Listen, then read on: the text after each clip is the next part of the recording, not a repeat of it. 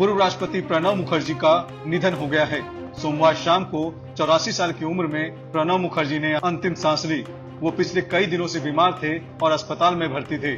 बीते दिनों Pranab Mukherjee corona positive पाए गए थे। उनकी सर्जरी भी हुई थी। प्रणब मुखर्जी के बेटे अभिजीत मुखर्जी ने ट्वीट कर प्रणब मुखर्जी के निधन की जानकारी दी। अभिजीत मुखर्जी ने ट्वीट कर कहा कि भारी हृदय के साथ ये सूचित कर रहा हूं कि आरआर हॉस्पिटल में डॉक्टर्स के प्रयास, लोगों की प्रार्थनाओं और दुआओं के बाद भी मेरे पिता श्री प्रणब मुखर्जी का निधन हो गया है। गलवान के बाद लद्दाख में एक बार फिर चीन ने हरकत की है। 29-30 अगस्त की रात को चीन की सेना ने ईस्टर्न लद्दाख के पेंगोंग इलाके में घुसपैठ की कोशिश की, जिसे भारत के जवानों ने नाकाम कर दिया। जानकारी के मुताबिक करीब 500 चीनी सैनिक ने मौजूदा स्थिति को बदलने की कोशिश की थी। इस तनाव पर भारत सरकार ने साफ कर दिया कि भारत जितना तैयार शांति से मामले को सुलझाने के लिए है, उतनी ही तैयारी किसी भी साजिश का मुंहतोड़ जवाब देने के लिए भी है। लद्दाख बॉर्डर पर इस वक्त हालात फिर से तनावपूर्ण हो गए हैं। इस घटना के बाद श्रीनगर लेह हाईवे को आम लोगों के लिए बंद कर दिया गया है। अब इस हाईवे का इस्तेमाल सिर्फ सेना के वाहनों के लिए किया जाएगा। श्रीनगर लेह हाईवे पर भारी तोप वाहनों की आवाजाही देखी गई है। सीमा पर तनाव की स्थिति के मद्देनजर भी एयरफोर्स भी तैयार है। भारतीय वायुसेना ने अवंतीपोरा और अम्बाला एयरपोर्ट को अलर्ट जारी किया है। पूर्वी लद्दाख के पेंगोंग इलाके में चीनी सेना से फिर झड़प की रिपोर्ट पर कांग्रेस ने मोदी सरकार पर निशाना साधा है। कांग्रेस नेता रणदीप सिंह सुरजेवाला ने ट्वीट कर कहा कि देश की सरजमीन पर कब्जे का नया दुस्साहस, रोज नई चीनी घुसपैठ, पेंगोंग इलाका, गोगरा और गलवान वैली, डेप्संग प्लेनस, लिपुलेक, डोकालाओ और नाकुलाओ पास। फौज तो भारत माँ की रक्षा में निडर खड़ी है, पर मोदी जी की लाल आंख कब दिखेगी। कोरोना वायरस को लेकर अब बहुत बड़ी राहत की खबर है।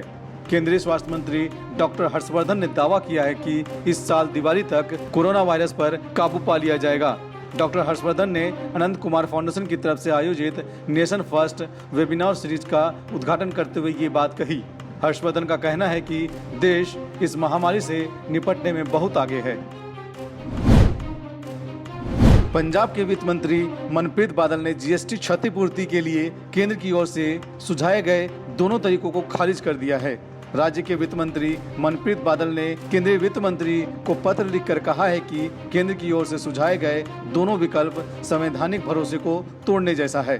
बादल ने कहा कि जब जीएसटी काउंसिल की बैठक हुई थी तो ये तय हुआ था कि मुआवजा राजस्व में घाटे का 100% होगा। इस घाटे को 5 साल में दिया जाएगा। इस घाटे को राज्यों को भुगतान करने की जिम्मेदारी केंद्र सरकार की होगी। पश्चिम बंगाल सरकार ने राज्य के कंटेनमेंट जोन में लॉकडाउन को 30 सितंबर तक के लिए बढ़ा दिया है। राज्य सरकार ने कहा है कि मेट्रो रेल सेवा का संचालन 8 सितंबर से श्रेणीबद्ध तरीके से फिर से शुरू किया जाएगा। इसके अलावा राज्य में 7, 11 और 12 सितंबर को पूर्ण लॉकडाउन रहेगा।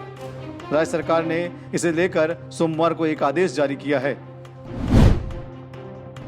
बिहार विधानसभा चुनाव को लेकर सभी पार्टियों ने अपनी कमर कस ली है। एक तरफ बीजेपी के नेता सितंबर के दूसरे हफ्ते में बिहार का दौरा करेंगे, तो वहीं कांग्रेस भी 1 से 21 सितंबर बिहार के लिए वर्चुअल रैलियां करेगी। इस बीच नीतीश कुमार के अपने पुराने साथी शरद यादव के साथ तार जोड़ने की कवायद तेज हो गई है। जेडीयू के कई नेता शरद यादव के संपर्क में बने हुए हैं और उनकी पार्टी में वापसी की कोशिशें कर रहे हैं। अवमानना मामले में सुप्रीम कोर्ट ने वरिष्ठ वकील प्रशांत भूषण पर ₹1 का जुर्माना लगाया है। सोमवार को सुनवाई के दौरान अदालत ने अपना फैसला सुनाया। इस फैसले पर प्रशांत भूषण ने दिल्ली में प्रेस कॉन्फ्रेंस की। प्रशांत भूषण ने कहा कि मैं फैसला मान रहा हूं, लेकिन अपने कानूनी अधिकारों का इस्तेमाल करते हुए चुनौती जरूर दूंगा। मुझे दोषी करार देने और सजा देने दोनों फैसलों को चुनौती दूंगा। ये मेरे पास अधिकार है। हालांकि उन्होंने ये भी कहा कि मैं खुशी खुशी जुर्माना भरने के लिए तैयार हूं। हफ्ते के पहले कारोबारी दिन शेयर बाजार में अच्छी शुरुआत हुई थी, लेकिन अंत में शेयर बाजार में भारी गिरावट आ गई। कारोबार के अंत में सेंसेक्स 839 अंकों की भारी गिरावट के साथ 38,628 पर बंद हुआ।